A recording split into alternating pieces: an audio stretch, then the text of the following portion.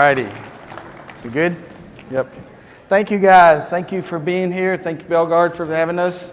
As been said, I've had a hardscaping outdoor living business, design build in Lexington, Kentucky for 15 years. I came up in the software industry, have a background in marketing and internet marketing. Crystal is a Google partner. We partnered with Crystal about 3 years ago to help us with our network and our websites and our marketing. 20 years, Crystal, doing this? Mm-hmm. Yeah, been in the industry for about 20 years now. Yeah, so she's been doing this since she's like 12. You can't tell, no, just kidding. Without further ado, we'll just get into this. Alrighty, so these are just some reasons why do we care about SEO? Why do you care about a website?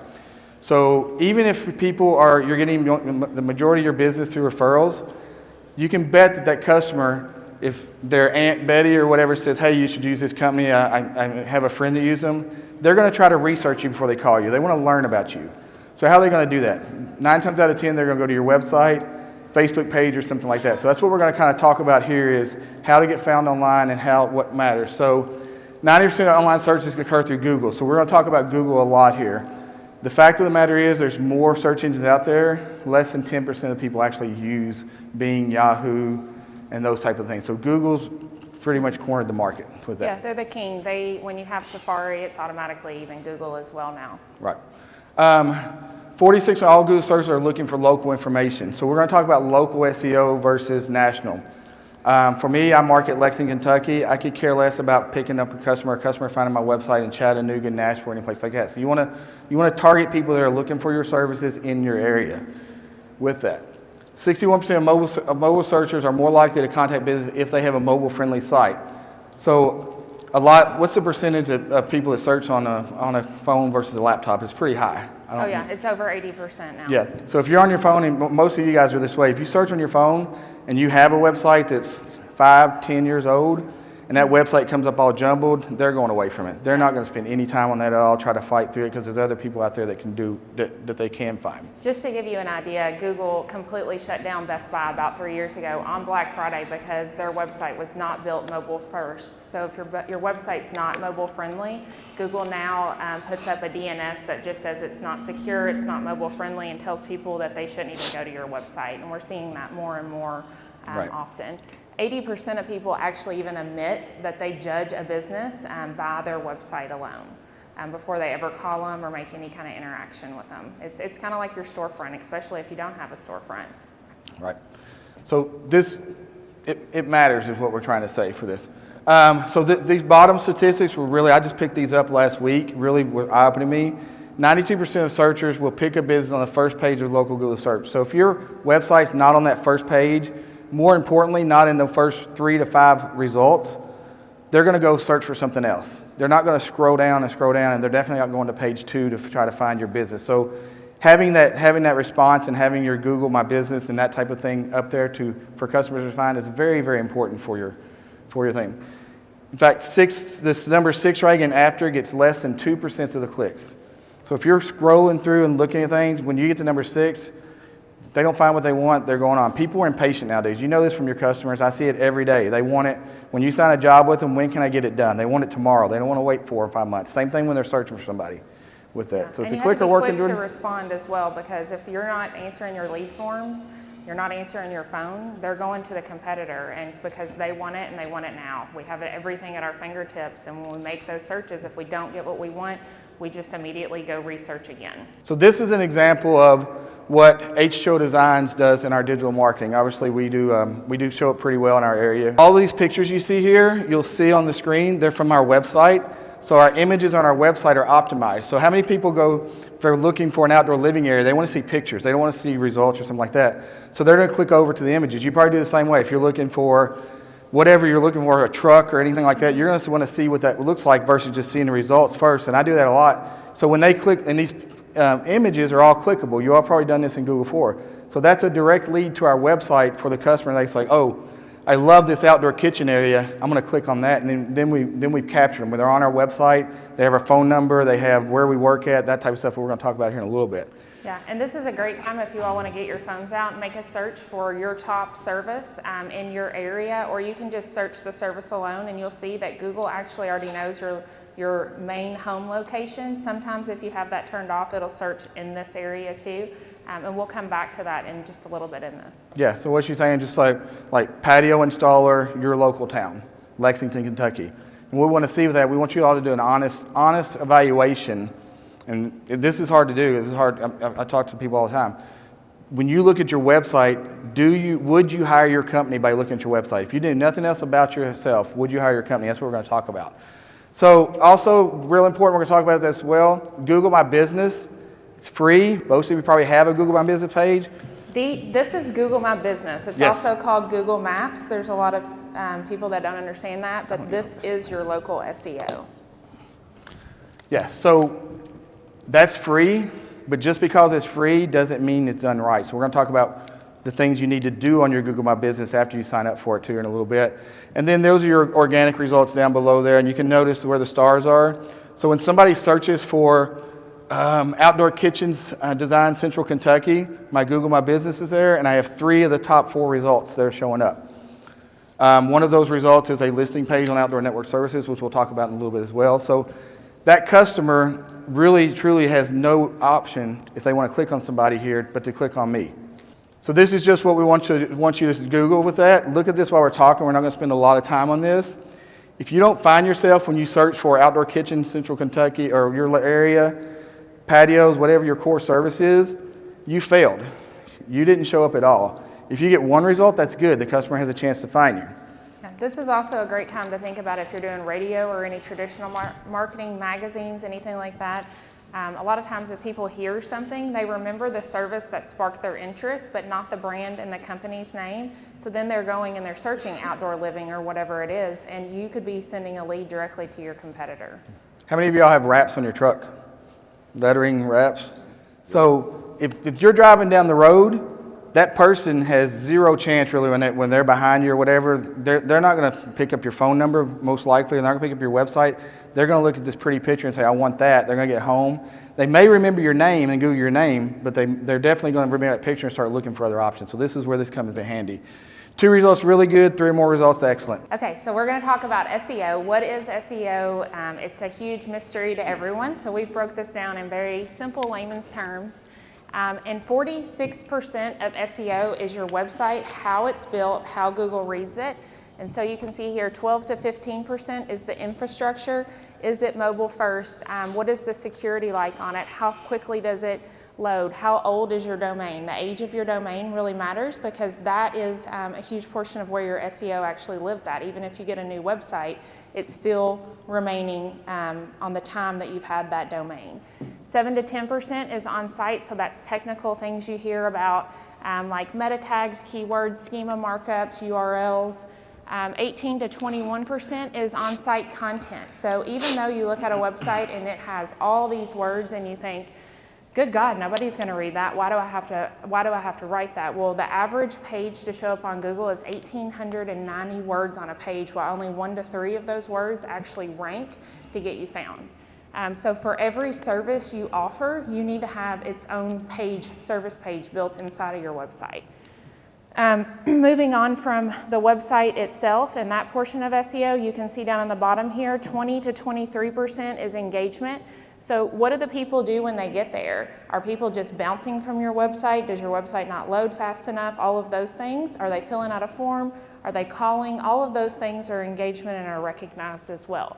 And then you look over on the other side and you'll see the rest of it is made up with offsite. So that's things like your Google My Business, your social media, your reviews. Reviews also will help you outrank your competitor. If you get bad reviews, answer them, move on, try to take it offline, tell the people to call you. That's okay, it's normal.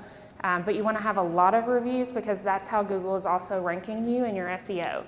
And then you can also see 2 to 5% is your social metrics. So when you make a post, and if you're paying a company to make posts for you, and if they're a meme and people don't even think it's interesting and you're getting 0 engagement, it's pointless and you're wasting your money. But 2 to 5%, it's actually wants people to share, tweet, pin, like, and comment. That's engagement with your social media. If you're posting and not getting any engagement, then it's pointless to do. 18 to 21% is off-site links, and we're going to go into that in a little more detail. Part of that ties us back into the outdoor network services and what Jeff and his company offer and the value of instant SEO that goes along with that. Right. So this is not something that we just made up. This is real statistics that most reputable website and SEO companies, they go off of this stuff. So just because you have someone build your website doesn't mean they've done all the things they need to do to get you to rank as well. I've seen some of the prettiest websites that I've ever seen in my life, and they just don't show up on Google anywhere. So this is an example of, this is actually a template we made for Belgard, and we'll go into, or not a template, it's a theme, yes. We'll go into why we do themes and why we base our customers' websites off of these themes here in a minute. But things I want you to look at, what we do is points of interaction. You have about 15 seconds to capture that person's attention on your website. And if you think about it, if you're looking for something and you go to a bad website or something that has a bunch of ads and a bunch of crap on it, you don't spend that time there either. If you're looking for something, they're not going to spend time on you. So what we want to do is we want to have a nice video or picture here. Videos are better. They actually get ranked by Google as well. At the top, you'll see street address, where you're located, so they know they're dealing with a local company and not somebody that they're not going to go see or not bother calling. Clickable phone number, very important for mobile. How many times do you look somebody up, restaurant or whatever, and you just click the phone that calls them? Easy, instant gratification. Get a quote to the side. We also do a call us button, and we do a quick contact form. I can tell you, as a matter of fact, when I put a quick contact form on my website versus a big long form that they have to fill out, name, address, phone number, and what service do you want? Real quick. Again, people don't want to waste time. They want to go play golf. They want to go shop. They want to go do whatever they want to do. They don't want to waste time. They just want somebody to call them back so they can get their project done. Having that quick contact form, that is by far my most popular form filled out on my website. If I get 10 leads a day, 7 to 8 of them are that quick contact form. So it's very important to make it easy for the customer to contact you. Yeah, and you can also add in text messaging and a chat form as well, but you just have to be responsive to those. Yeah, we do Facebook messaging on our website so they can chat with us, and when they click the chat, it comes through on my Facebook Messenger chat. So I can, last night, I answered a customer. They asked for something. I literally say, hey, get in touch with us, fill out this form, and we'll just make it back to you. So you can respond no matter where you're in. You can also automate it too. So this is just another example. This is the first scroll down on your website. So if you're looking at a page, we've captured their attention. We showed them a nice pretty picture or video. They like what they see. Now they're going to scroll down and actually see some words and what they're talking about. In this section here, it says what we do. So for each page of our website, and we'll talk about service pages here in a minute, the customer, they searched for outdoor living. They found our website. Immediately they see outdoor living, so they're on a page that they've searched for, so we've captured their attention. And it says where we're at. Again, serving the service area, so serving Lexington and Central Kentucky.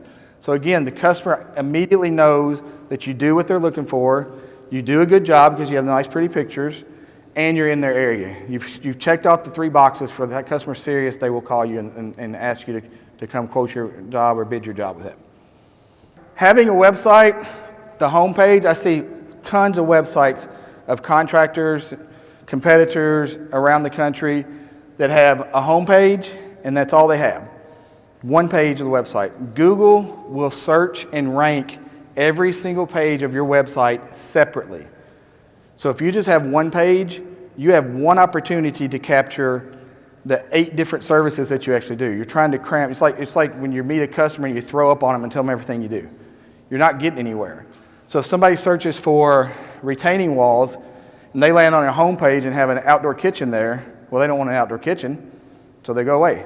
But if they search retaining walls and your retaining wall page shows up on the top of Google, which is what happens, they go to that page and it shows a nice big retaining wall, they're at the right place. So again, you're 15 seconds, you're capturing their attention, you have to make a good first impression with that.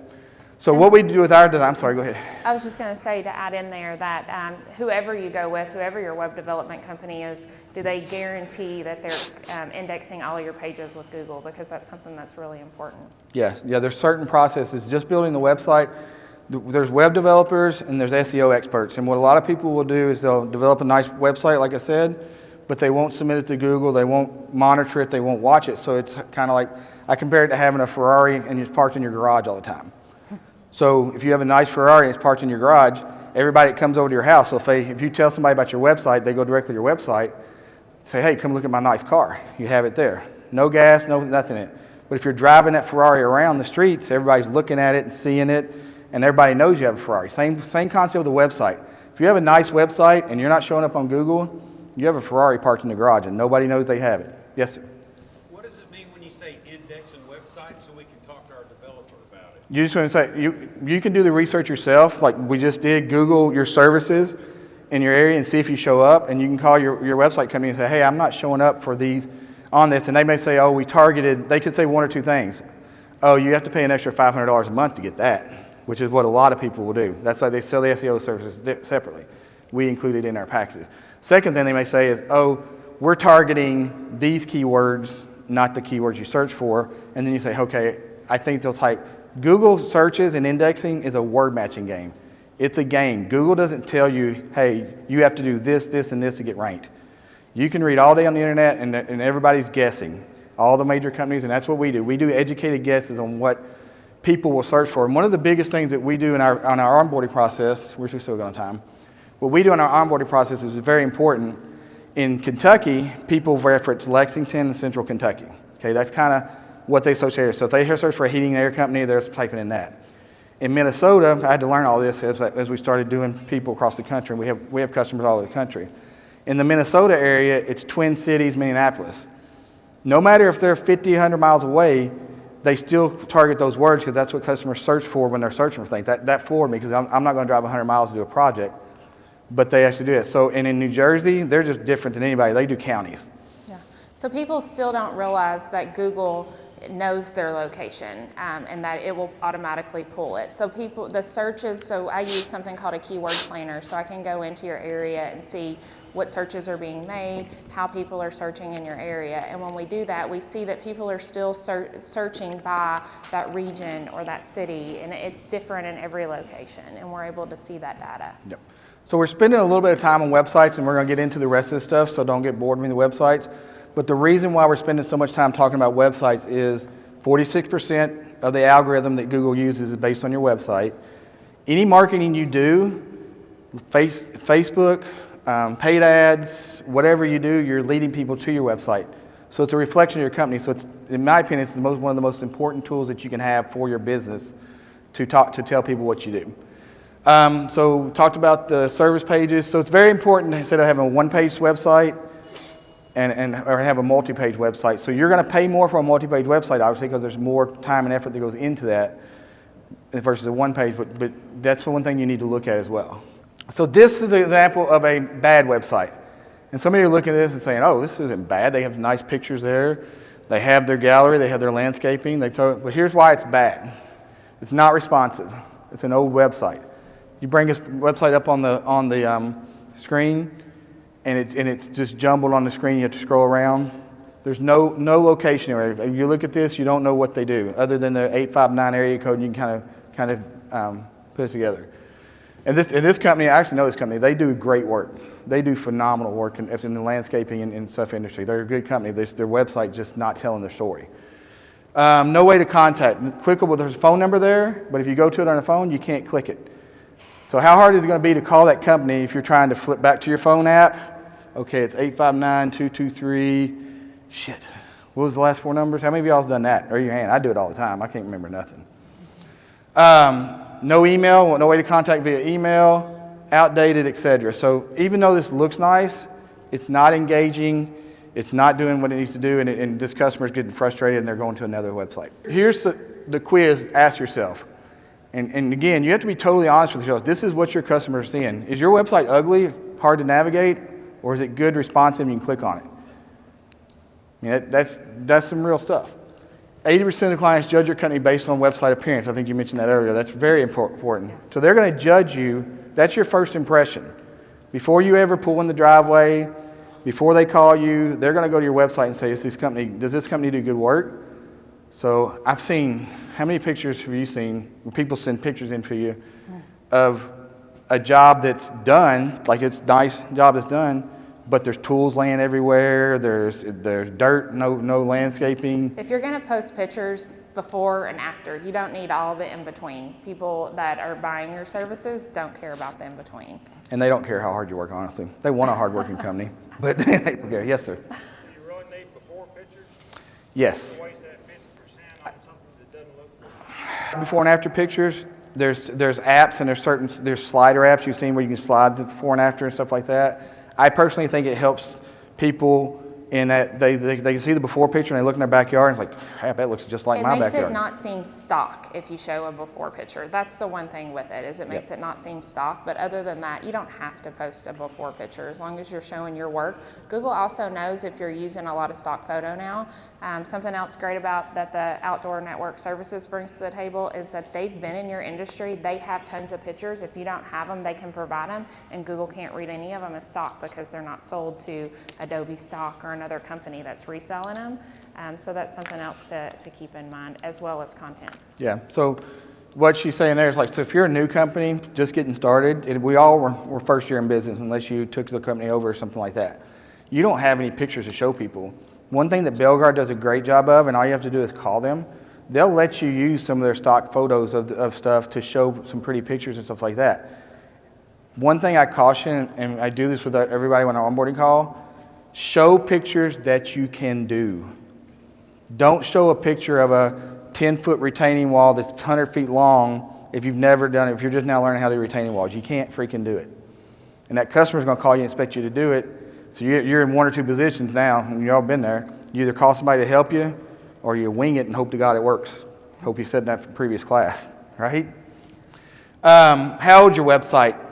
How often do you update your website? So I see a lot of websites, I hear people all the time. I'm guilty of this myself.